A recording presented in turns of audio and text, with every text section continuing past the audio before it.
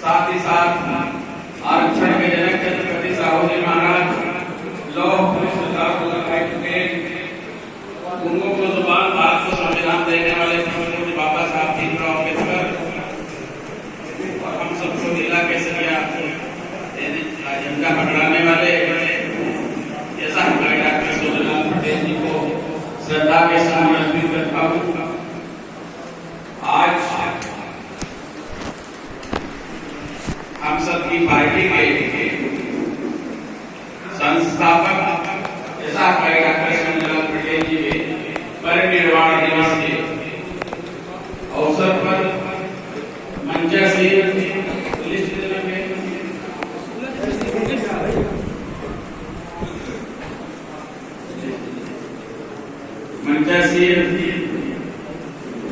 राष्ट्रीय महासचिव पंचायत में श्री ज्ञान सिंह पटेल जी,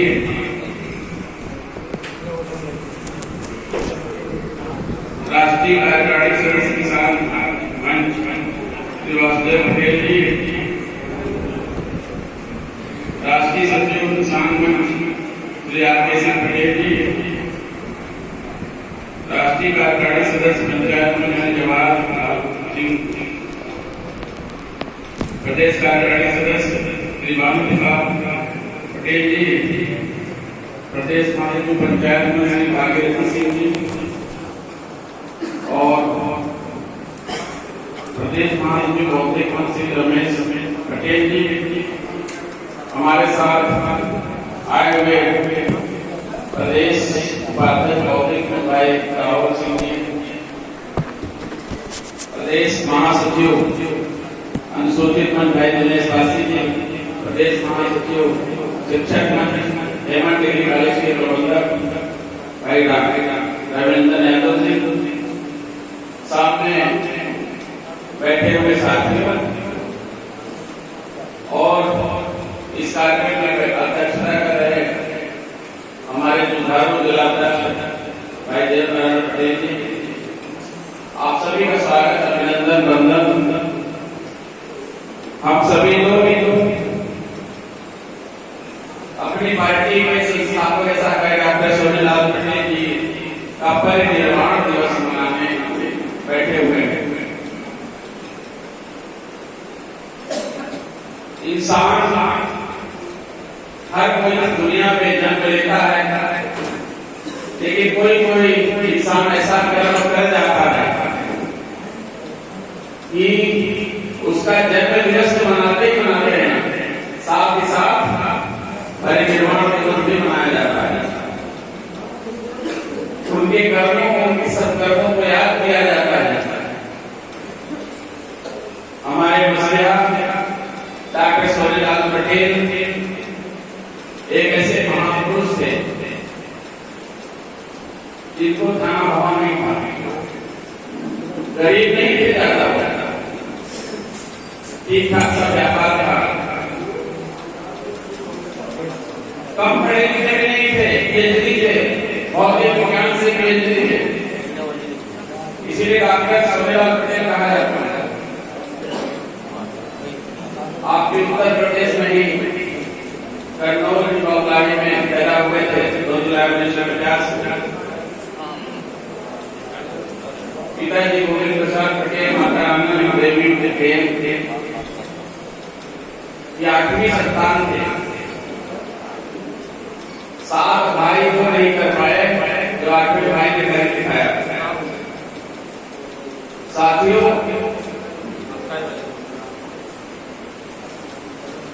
उनके दिल में दलितों, शोषितों, वंचितों, कमजोरों, किसानों के ऊपर जो अन्याय हो रहा था, उनके खिलाफ जो भेदभाव हो रहा था, उनके खिलाफ जो अव्यवस्था थी, उस व्यवस्था को परिवर्तित करना चाहते थे।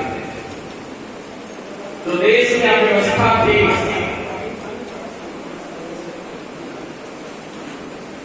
जो बाबा साहब भीमराव अम्बेडकर ने जिससे लड़ाई लड़ी थी, इस अव्यवस्था से, छुआछूत, भेदभाव, तमाम तरह के भेदभाव, हर क्षेत्र में जो भेदभाव हो रहा था, उससे वो बहुत ही बाहर थे। इसीलिए बाबा साहब ने अम्बेडकर का जो मिशन था, उन मिशन को चलाने वाले लोगों के साथ हम जुड़ गए थे। से का मिशन था, जहां जहां कैडर बैठा था वहां जाया करते थे। किसानों पे जो अत्याचार हुआ करता था, उसकी लड़ाई लड़ने के लिए चौधरी चरण सिंह का जो किसान नहीं होना चलता था, उससे वो भी जुड़े हुए थे। लेकिन जब आम से ये लोगों द्वारा व्यवस्था का राजनीतिकरण हुआ, बहुजन समाज पार्टी की स्थापना हुई, चुनाव चिन्ह हाथी, वो हाथी जो पेड़ पौधे गन्ना खाया करते थे, वही हाथी जब नोट की गड्डियां खाने लगी तो डॉक्टर सोनेलाल पटेल जी ने उस पार्टी को छोड़ दिया। जब हाथी नोट की गड्डियां खाने लगी तो डॉक्टर साहब ने अपनी पार्टी बनाने के लिए सोचा और क्षत्रिय गोष्ठी महासभा से जुड़े रहे।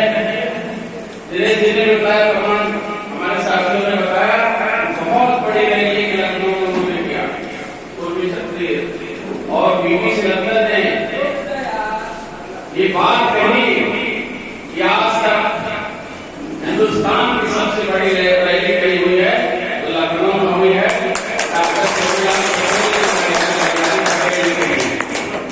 उस रैली में ही निर्णय हुआ कि हम पार्टी बनाएंगे और वहीं से हमारी पार्टी अपना दल का गठन करते हैं। बाद में अपना दल यह परिवर्तित हो गया, डॉक्टर सोनेलाल पटेल का नाम उसमें जुड़ गया। अपना दल जो डॉक्टर सोनेलाल पटेल जी ने बनाया, उसमें बहुत कुछ नहीं दिखता। आज से अगड़ा आदिवासी, बा से पिछड़ा, एक गंडिया कुंडी का त्योहार कहाँ राजभर तमाम लोग हैं और ना से नाम फॉलो करने वाले व्यापारी हैं। इससे मिला के अपना और दा से दलित, पासी समाज और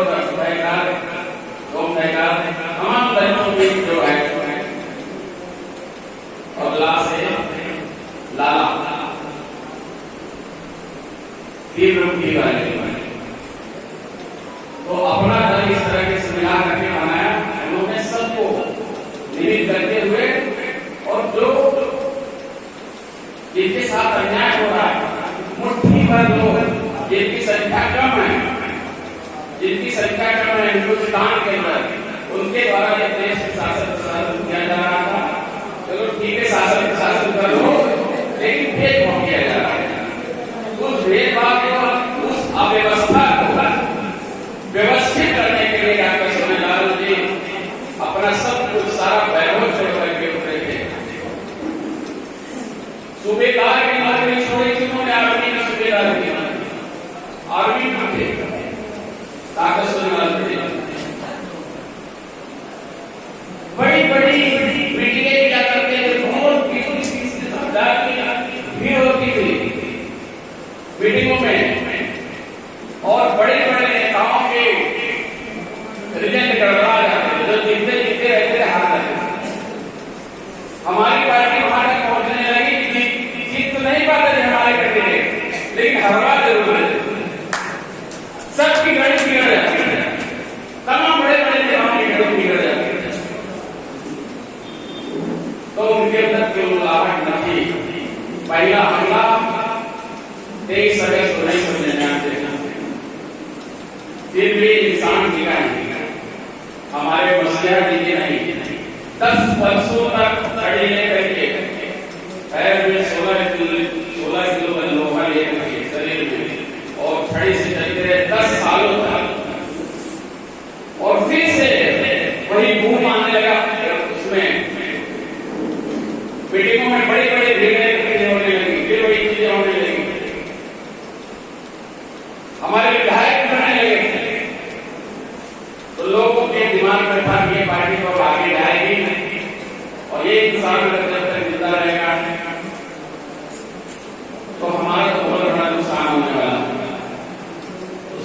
उन लोगों ने षड्यंत्र किया।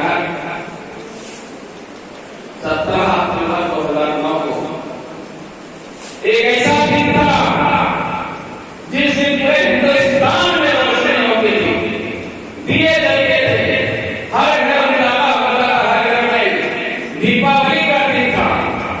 उस दिन हमारे अपने दीपक को बुझा दिया गया।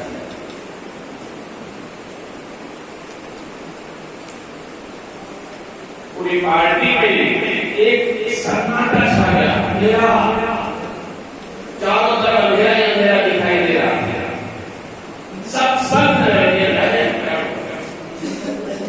बहुत उम्मीदें कर रहे थे लोगों ने डॉक्टर साहब से, बहुत उम्मीदें कर रही थी। इतनी बड़ी बड़ी मीटिंगें हुआ करती थी, किसानों की आवाज को उठाया करते थे, दलितों, संस्कृतों, वंचितों, अमीरों मतलब काम करने वाले मजदूर, सबकी आवाज बुलंद किया करते थे। अव्यवस्था के खिलाफ बोलते थे, किसी पुलिस प्रशासन शासन में रहते नहीं, एकदम सन्नाटा हो गया। क्या होगा? अगले दिन भैरव घाट पर हमारी लाश जल रही थी, सब लोग सोच रहे थे क्या होगा, कैसे होगा, कौन संभालेगा इतना बड़ा कारवां। 27 नवंबर 2009 एक दुल्हन जिसके हाथ में मेहंदी लगी रहती है, 27 नवंबर 2009 को शादी हुई। 27 दिन 30 17 दिन और केवल 20 दिन हुए। हमारी नेता बहन प्रिया पटेल ने हाथ की मेहंदी नहीं छूटी थी और उसने झंडा पकड़ा और बोला कि मैं बहुत सारे लोग रो रहे, सबके आंसू, सब पे ढांढस को बनाने का काम किया कि हम अपने पिता की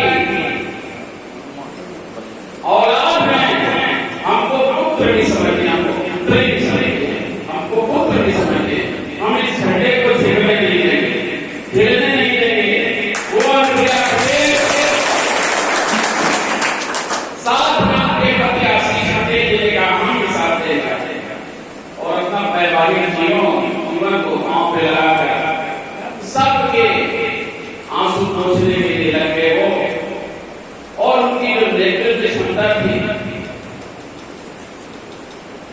एमपी की हुई दीप प्रभु थी हमारी नेता, केवल 3 साल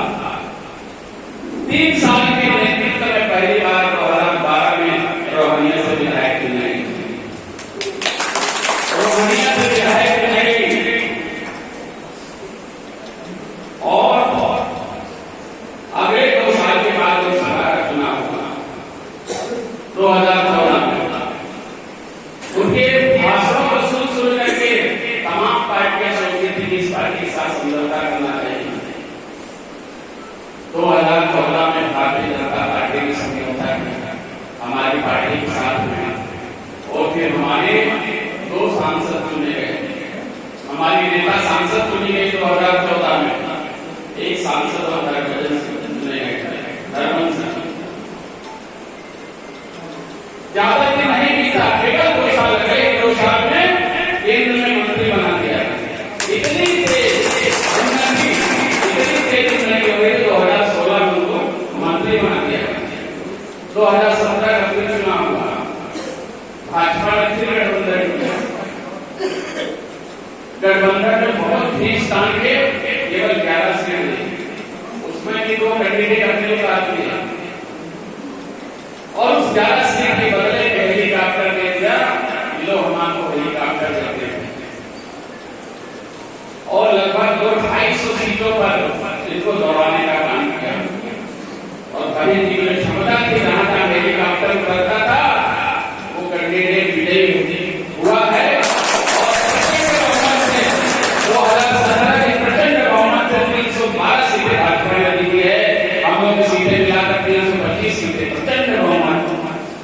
भाजपा ने जीती, लेकिन कभी लोग भूल जाते हैं हमारी नेता ने क्या किया, इन सब चीजों को भूल जाते हैं।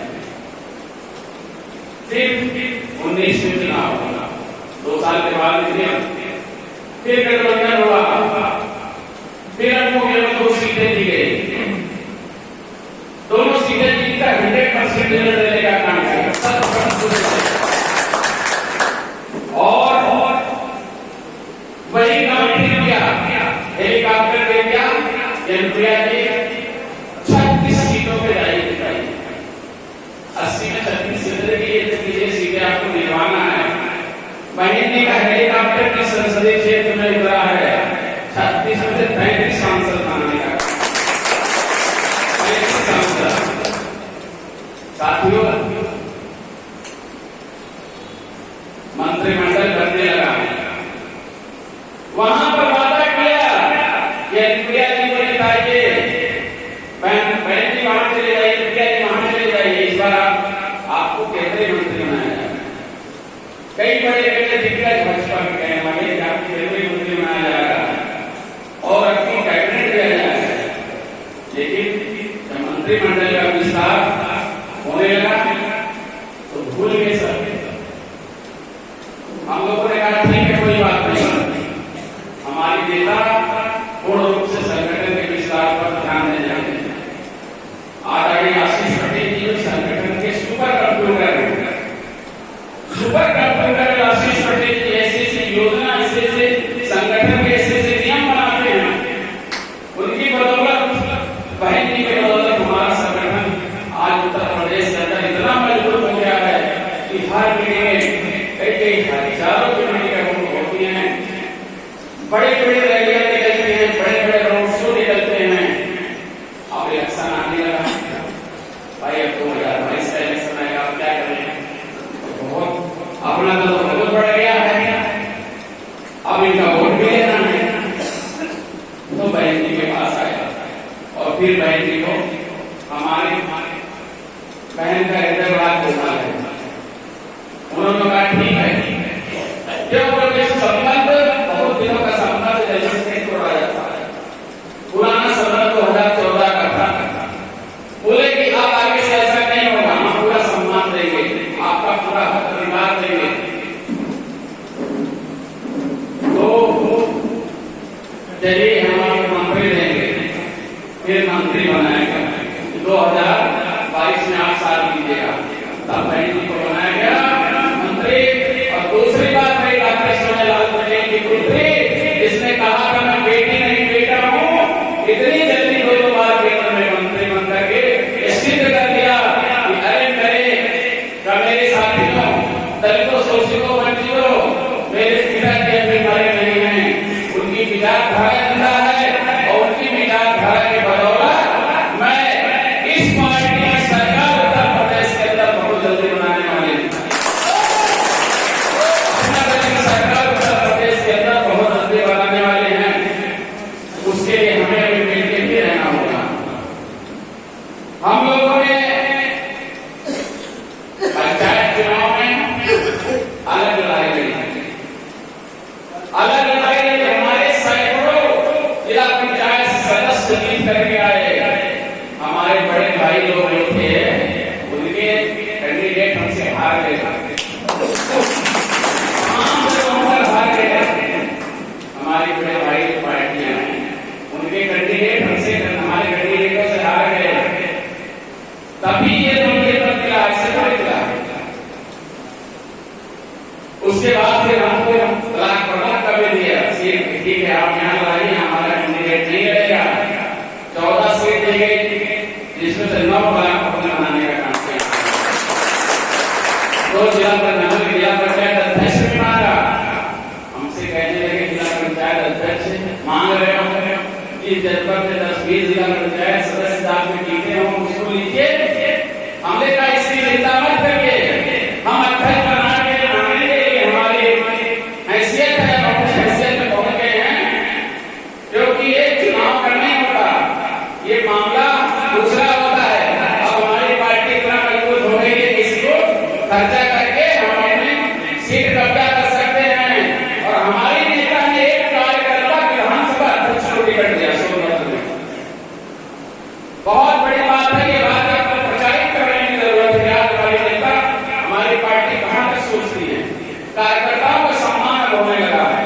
विधानसभा बाद टिकट दिया, जिला पंचायत अध्यक्ष का सोनभद्र में, और वहां पर रुक करके आदरणीय आशीष भैया ने जितवाने का काम किया था। जितवाया गया, वहां पर आर्थिक सहयोग भी किया गया पार्टी की तरफ से, कार्यकर्ता को भी कराया गया। तो आप सभी कार्यकर्ता हो, आप लोग ये सपना देख सकते हो, एमपी एमएलए का सपना देख सकते हो, जिला पंचायत सदस्य का सपना देख सकते हो, ब्लॉक सभा बनने का सपना देख सकते हो, लेकिन ढंग से मेहनत करिए, लगे रहिए। अब 2022 का इलेक्शन आया, डॉक्टर साहब का सपना भी यही था कि अपना दल की सरकार बने। अपना दल की सरकार बनने के लिए क्या चाहिए? विधायक चाहिए, और विधायक वहां से लड़ेगा जहां हमारा संगठन पूरा होगा। हम ऐसे बड़े सत्य आपको बता देना चाहते हैं कि जिस भी विधानसभा से आप हमको बूथ स्तर तक का संगठन दे देंगे, उस विधानसभा में हम आपको कैंडिडेट देने का प्रयास हम मांगेंगे। अपने बड़े भाई से, अपनी सहयोगी पार्टी से मांगेंगे कि यहाँ पर हमारा बूथ स्तर तक का संगठन खड़ा, आप करके देख लो, एक संगठन देख लो, हमको ये स्कीम चाहिए तो चाहिए। आपकी 11-12 में काम नहीं चलेगा, आपकी 11-12 में काम नहीं चलेगा।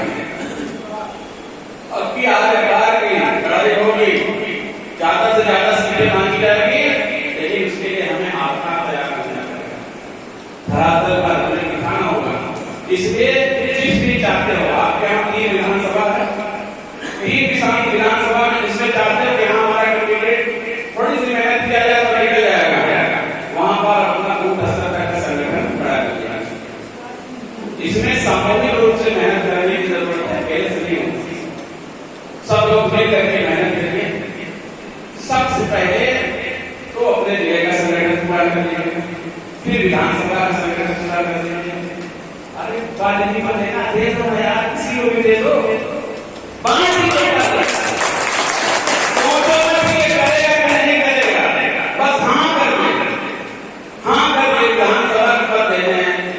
महासचिव बनाने हैं, 5 उपाध्यक्ष बनाने हैं, 10 सचिव बनाने हैं, क्यों घबराते हो? क्या पता नहीं करेगा कि नहीं? दे दो, खेत में करो। आपका 6 महीने